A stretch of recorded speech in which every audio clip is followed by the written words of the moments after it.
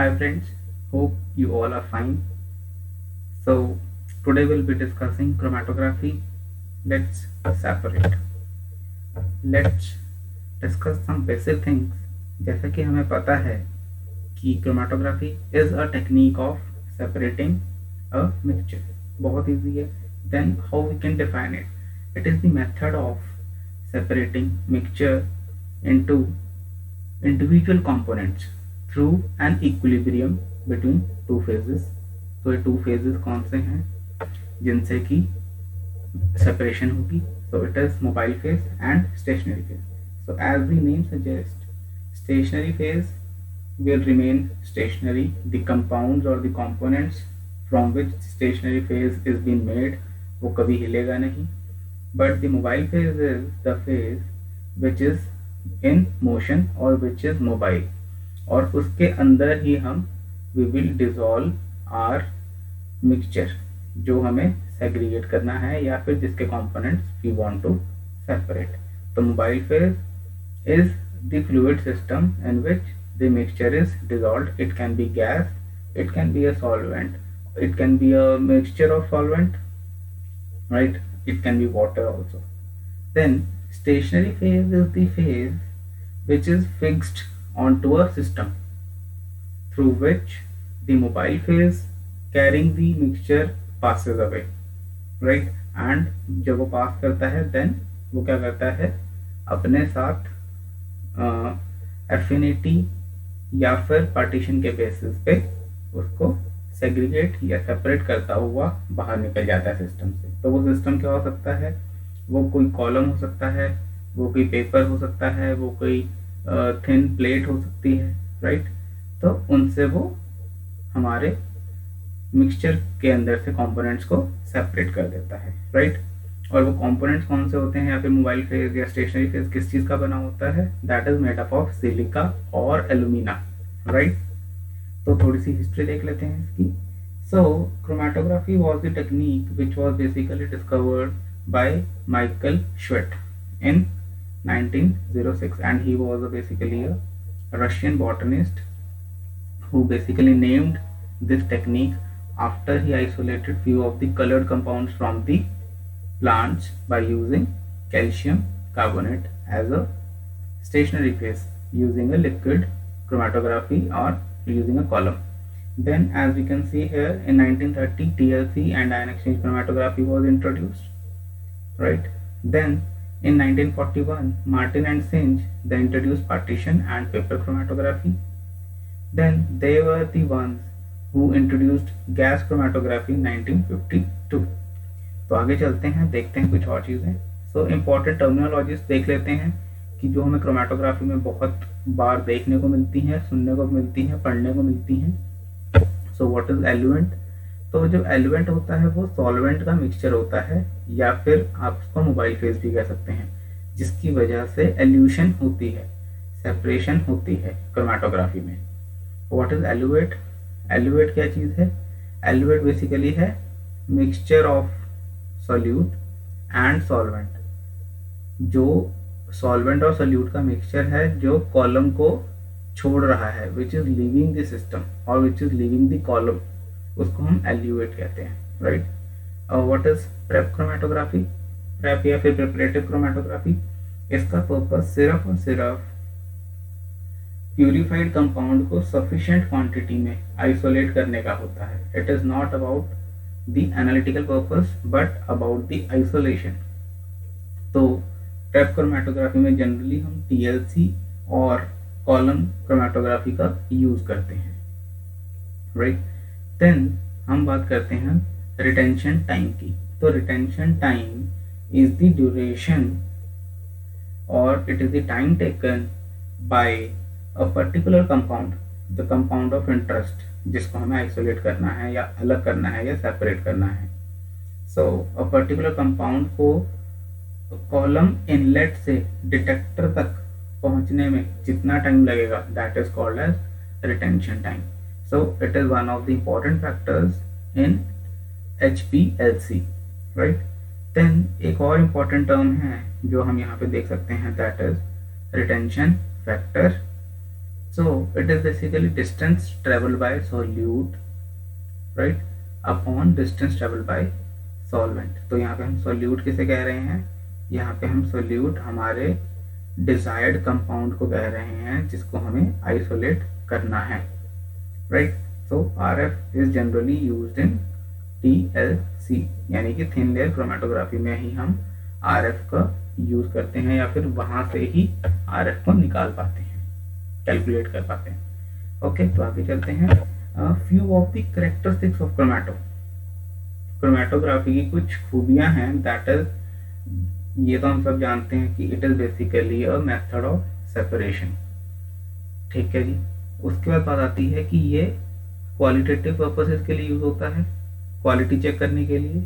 इसको हम आइसोलेशन या प्यूरिफिकेशन के लिए भी यूज करते हैं, और इसको हम क्वांटिटेटिव पर्पस के लिए भी यूज करते हैं, यानी कि आइसोलेशन करने के लिए, ठीक है। जैसे मैंने भी आपको बताया कि हम इसमें से आइसोलेशन भी करते हैं, राइट। देन हम इसमें से कॉम्प्लेक्स मिक्सचर की फ्रैक्शनेशन करते हैं, अलग अलग कर देते हैं, ठीक है, ये देखने के लिए कि कितनी इम्प्योरिटीज हैं, कितनी प्योरिटी है। और हम इसमें से आइसोमर्स को भी कर सकते हैं आइसोलेट, ठीक है। इसमें से हम अनस्टेबल कंपाउंड्स को भी सेग्रीगेट, सेपरेट कर सकते हैं। उसके बाद बेसिकली होता क्या है कि separation always occurs between the stationery phase and mobile phase. It is never कि अगर आपने स्टेशनरी फेज यूज नहीं किया तो मोबाइल फेज की मदद से ही आप कर लेंगे, it is never the case. You have to use both the phases to separate, like both the phases are required. Then every technique is different from one another on only one basis, and that is the rate of movement of mixture from the stationary phase। stationary phase में से कितनी तेज हमारा mobile phase या फिर mixture उसमें से cross कर रहा है, उसके बेसिस पे ही हमारी सारी टेक्निक्स आधारित हैं। तो आगे चलते हैं, let's C.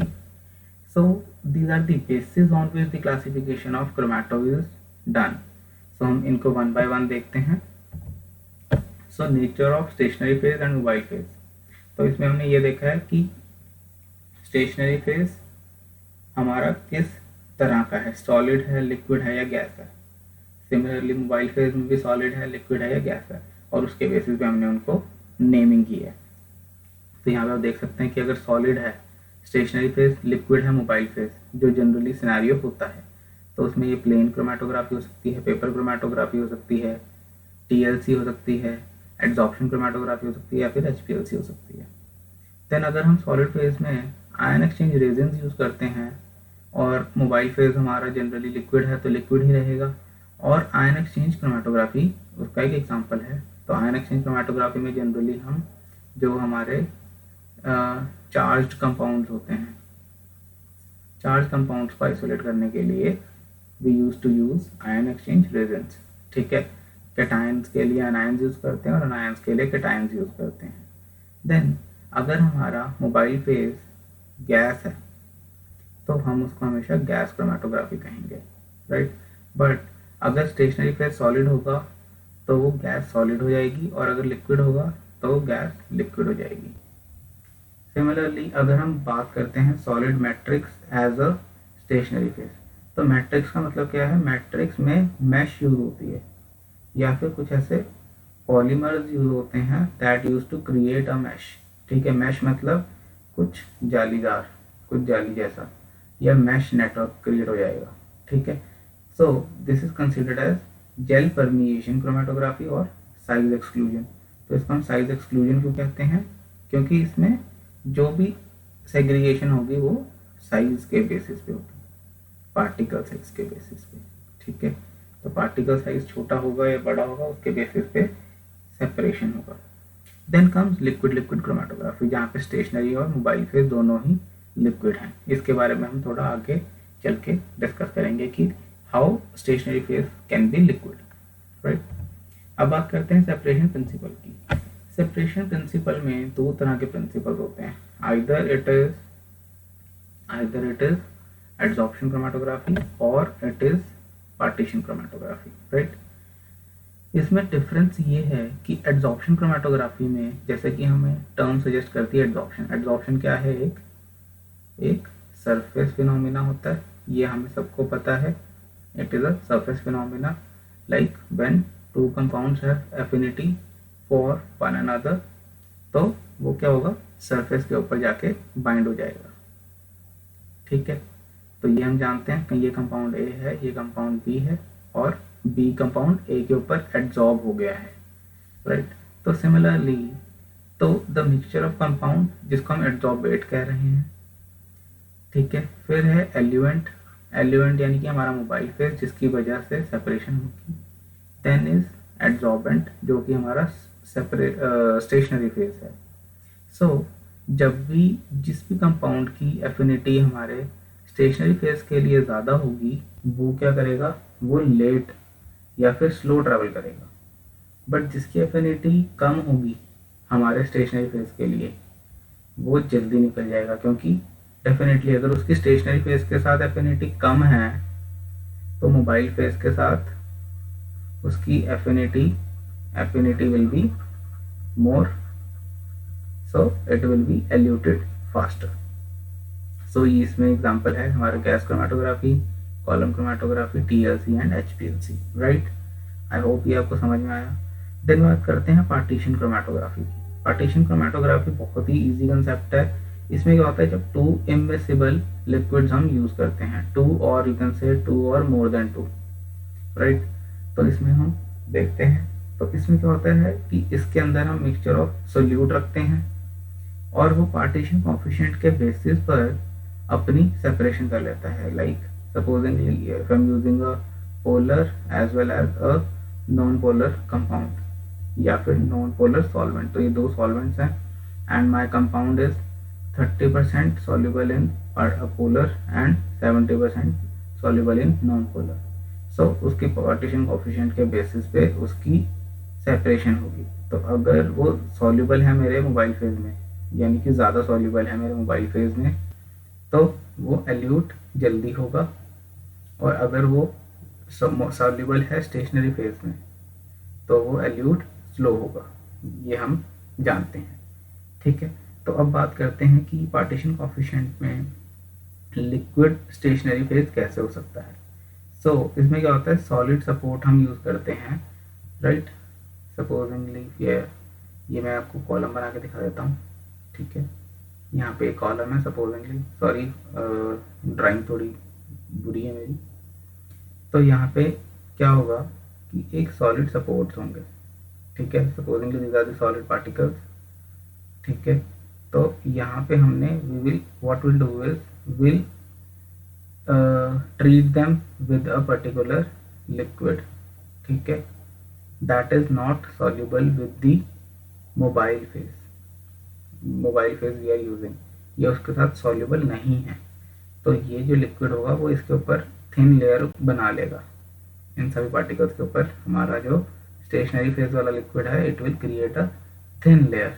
I hope you can understand this.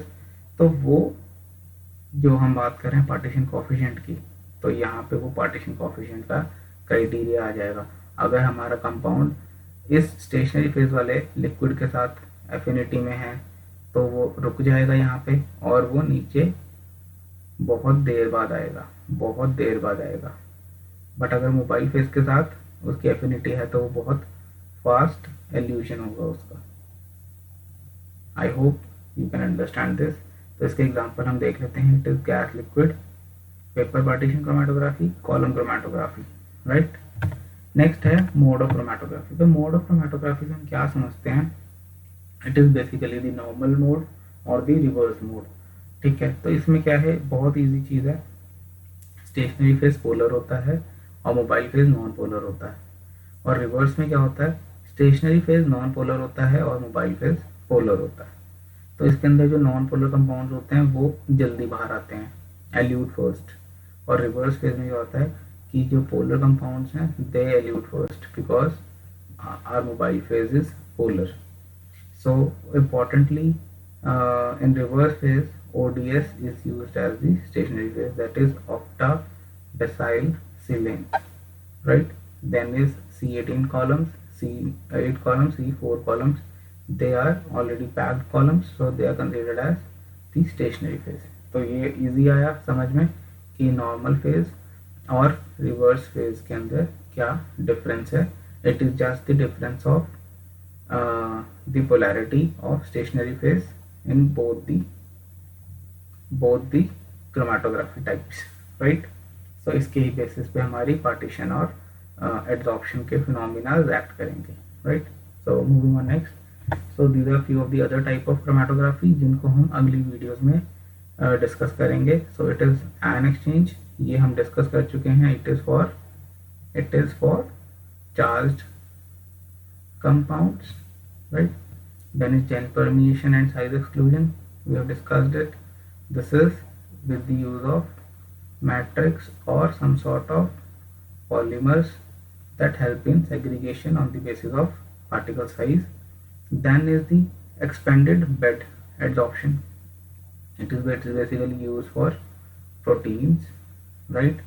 Then comes the pyrolysis. Pyrolysis is basically about the it is about the charring, जिसमें क्या करते हैं हम चार कर देते हैं अपने कंपाउंड को, या फिर उसको ब्रेक डाउन कर देते हैं इन heat, so as to segregate it more easily, and we pass that breakdown products with gas which is used as mobile phase through the column, और उसके बेसिस पे होती है.